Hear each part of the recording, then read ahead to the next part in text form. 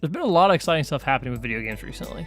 New graphics cards, Xbox buying Bethesda for a ton of money, the PS5 finally getting a release date along with a price, we got the new God of War, new Spider-Man, Demon's Souls looking oh so beautiful. You're as beautiful as the day I lost you.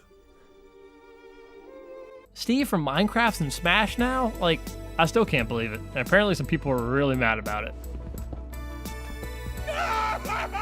Fucking God!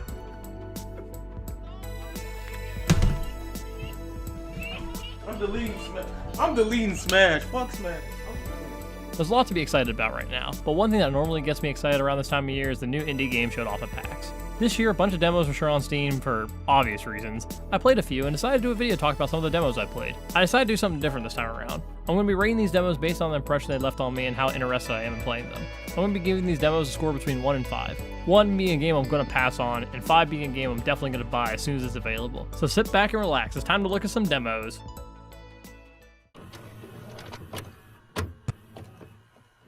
This game hooked me pretty quick with its interesting dark art style. The story and world building are very interesting and unique as well. Instead of playing as your atypical hero character, we instead serve some sort of dark being who can save us from death. He guides us forward toward an unknown goal shrouded in mystery. The world itself is quite dark and depressing, and I'm super into that type of stuff. We're in a dying world full of chaos and broken people. After a short tutorial, we begin our journey.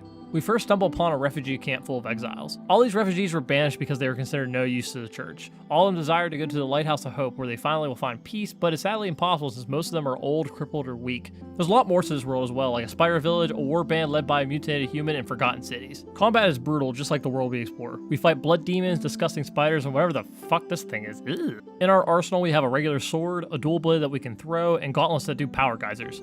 Power geyser!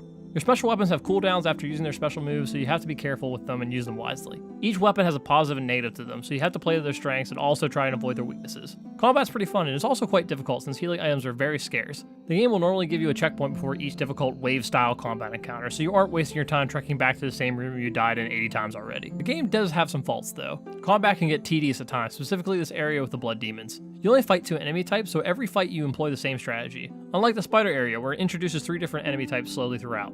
It keeps combat fresh, since you have to keep changing your strategy up depending on the enemies. Some areas are also padded with puzzles that are difficult, mostly because the dash can be a little hard to control when trying to land on these moving platforms. But even with those negatives, I can look past them for its unique story and engaging world. I'm gonna give this game 4 screaming boss minions out of 5. I'm pretty hyped for this game, and there's a good chance I'll pick it up after a week or two, maybe after I see a couple of reviews. Also, I forgot to mention the boss fight in this game was super fun, and I hope there's more like it. Anyway, let's go on to the next demo.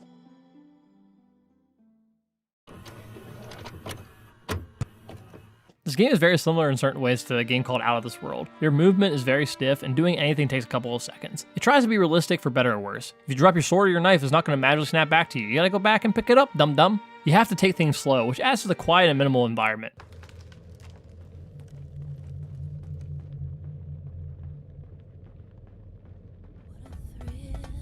The blocky, minimal art style also contributes to this quiet atmosphere. It reminds me of Samurai Jack, especially when we get to the snowy forest, which is one of my favorite fights from the show. This game really wants you to take your time and move very slowly and precisely. This is especially true in the combat. The combat system is actually kind of deep. You have high and low attacks, feints, blocking, and dodging. There's a lot going on, and every fight feels like a challenge since you have to watch your opponent's movements very closely. The combat works well in practice whenever you're in the tutorial, but once you get to the real game, combat gets really messy.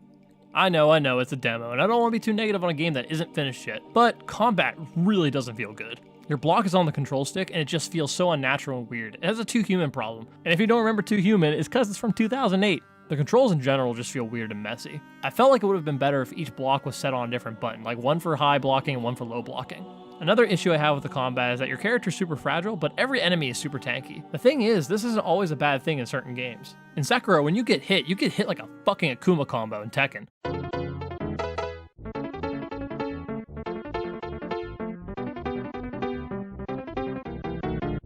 Oh my God! Oh my! Let's go! Oh!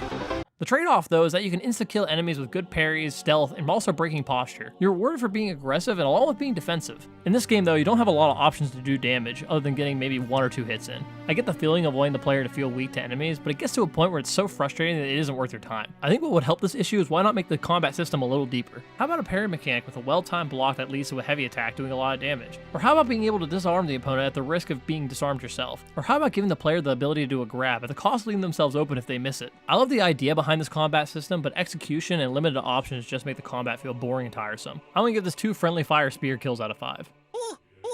I love the presentation and the quiet atmosphere, but the combat is such a slog, I'm not excited to see the rest of the game. This game is so Souls-like, the main character of this game is actually a spitting image of my character from Dark Souls 2. I'm not even kidding, big sword, cool red hood, and everything else. And don't worry, I'm not doing the game journalist thing of saying this game's a Souls-like just because it's hard and you can roll. If that were true, Donkey Kong Country is the weirdest Souls-like I've ever seen.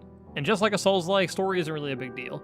We play as a lone warrior seeking redemption, and that's all we really know. There's also some world lore that you have to look around and find if you want to know more about this forgotten land. I like this type of storytelling since this doesn't get in the way of gameplay and also rewards you for looking around and taking in the world.